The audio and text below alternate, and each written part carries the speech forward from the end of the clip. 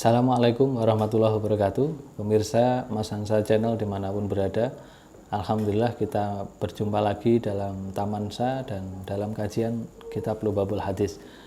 Pada pertemuan kali ini kita memasuki bab yang ke-9 tentang keutamaan sholat jamaah. Sebelum kita mulai, kita doakan kedua orang tua kita, guru-guru kita, pengarang Kitab Lubabul Hadis, semoga selalu dalam lindungan dari Allah Subhanahu wa taala. Al-Fatihah. Bismillahirrahmanirrahim. Alhamdulillahirabbil alamin arrahmanir rahim maliki yaumiddin. Iyyaka na'budu wa iyyaka nasta'in. Ihdinas shiratal mustaqim. Shiratal ladzina an'amta 'alaihim ghairil maghdubi 'alaihim waladdallin. Amin. Juga kita doakan guru-guru kita semoga selalu dalam ridho dari Allah Subhanahu wa taala dan seluruh keluarga besar MTSN 1 dimanapun berada, semoga selalu dalam kesehatan dan lindungan dari Allah Subhanahu wa taala. Al-Fatihah. A'udzubillahi minasyaitonir. Bismillahirrahmanirrahim. Alhamdulillahirabbil alamin arrahmanir rahim maliki yaumiddin. Iyyaka na'budu wa iyyaka nasta'in. Ihdinas shiratal mustaqim. Shiratal ladzina an'amta 'alaihim ghairil maghdubi 'alaihim waladdallin. Amin. Bismillahirrahmanirrahim.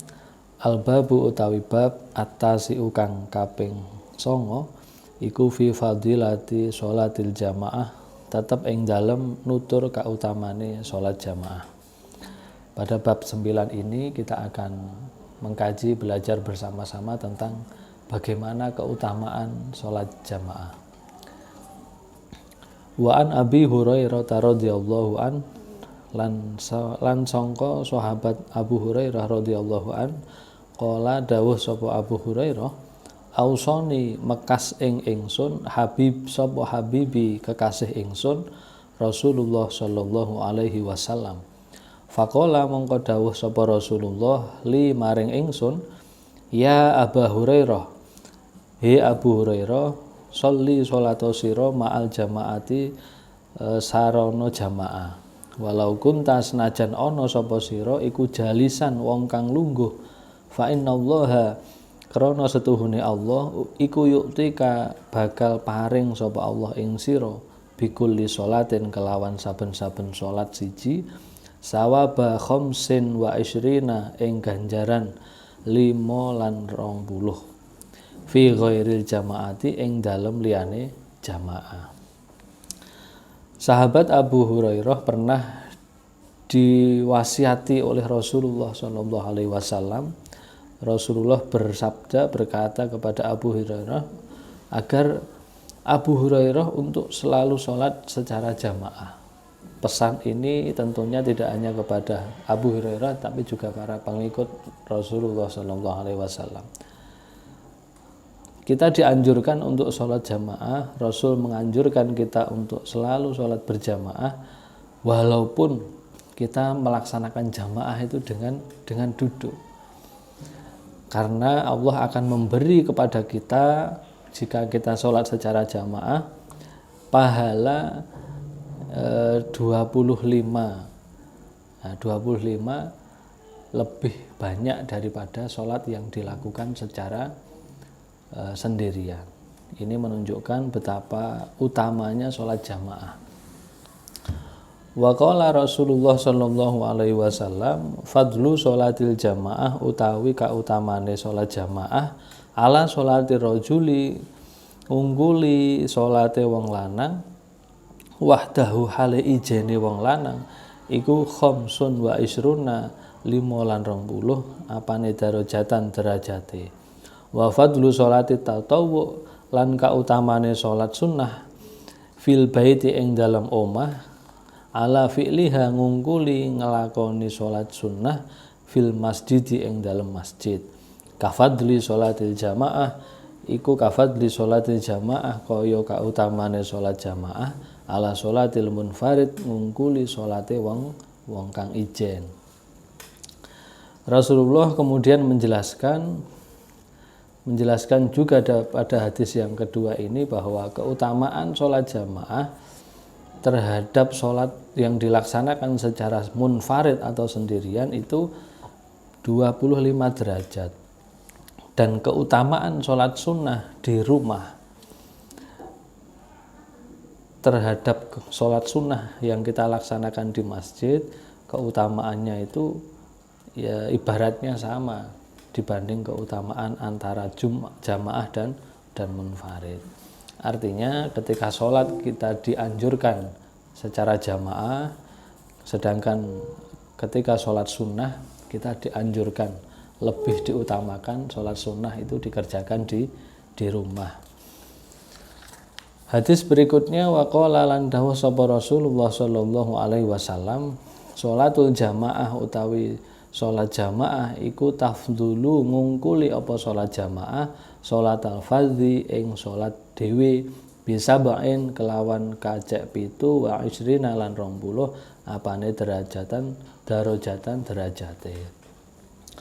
Rasulullah menjelaskan bahwa sholat jamaah dengan sholat munfarid itu pahalanya selisih 27 derajat.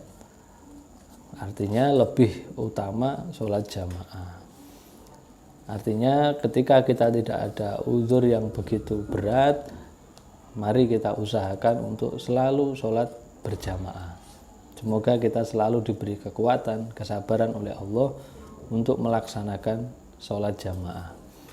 Wa qala lan dawuh sapa Rasulullah sallallahu alaihi wasallam, afdhalus sholawati utawi kautamane salat indallahi mungguhi Allah taala iku sholatus subhi salat subuh yaumal jumaati ing dalem dina Jumat fi jamaatin sertane jamaah. Nah, salat yang paling afdhal, salat fardu yang paling afdhal menurut Allah adalah sholat subuh pada hari Jumat yang dilaksanakan secara jamaah.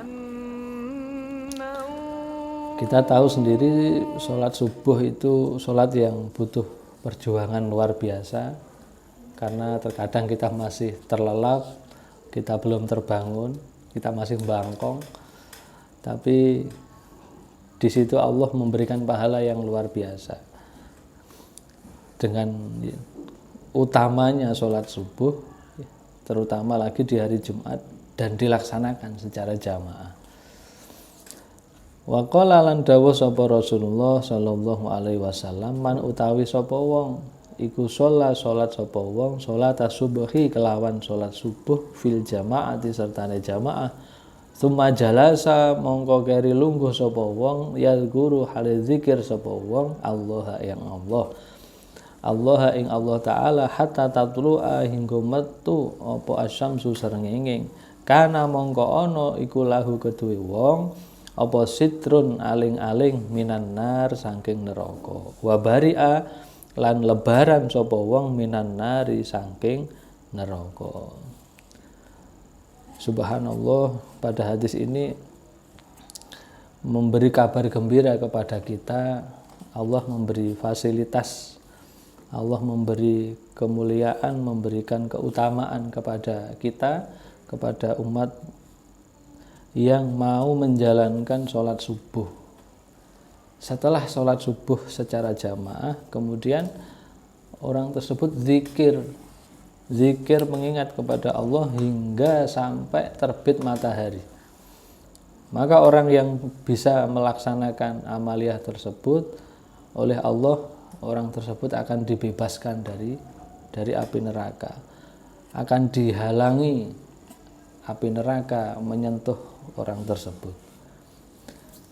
Wa qala lan dawuh sapa Rasulullah sallallahu alaihi wasallam, man utawi sapa wong iku adraka nemu sapa wong al jamaata ing jamaah arba'ina arba'ina yauman 40 dina, kataba mongko nulis sapa Allah lahu tumrap wong baroatan ing lebaran minan nari saking neraka, wa baro alan lebaran sapa wong minan nifaqi saking sifat munafik.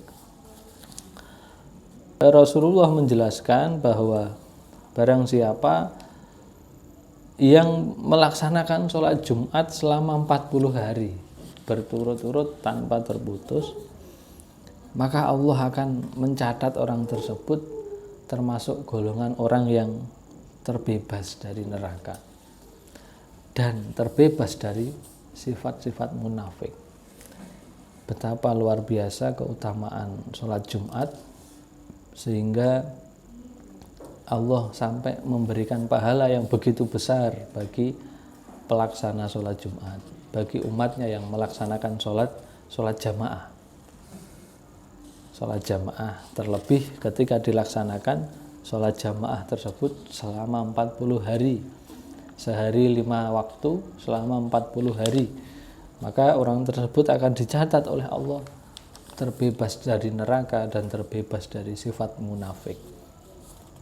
Wa qala lan dawuh sapa Kanjeng Nabi Muhammad sallallahu alaihi wasallam, man utawi sapa wong iku salat sapa wong albardaini ing asar lan subuh fil jamaati ing dalem jamaah, dakhala mongko manjing sapa wong aljannata ing surga bi ghairi hisabin, kelawan tanpa hisab.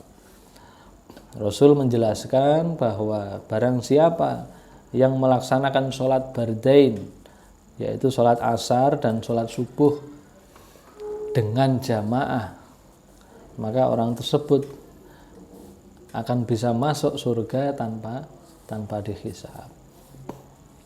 Wa qala lan dawuh sapa Rasulullah sallallahu alaihi wasallam, man utawi sapane wong iku syahidan nekani sapa wong salat al jamaah ing salat jamaah, kataba mongko nulis sapa Allah taala lahu krana iku wong zahiban wong kang budal, warajian lan wong kang bali, asyara hasanatin ing 10 pira-pira kebagusan, wa mahalan ngelebur sapa Allah anhu saking wong asyara sayiatin ing 10 pira-pira kealanan, wa rafa'alan ngangkat sapa Allah lahu krana wong asyara darajatin ing 10 pira-pira derajat.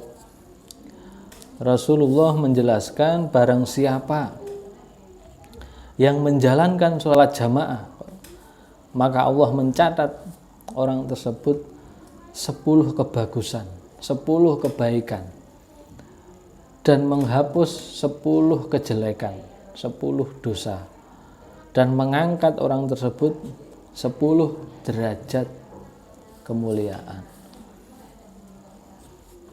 Pada hadis yang terakhir, waqala sapa Rasulullah sallallahu alaihi wasallam, la sholata ora ana salat iku sempurna li jaril masjid kedue wong kang tetanggan masjid illa fil masjid ing dalem angin ing dalem masjid.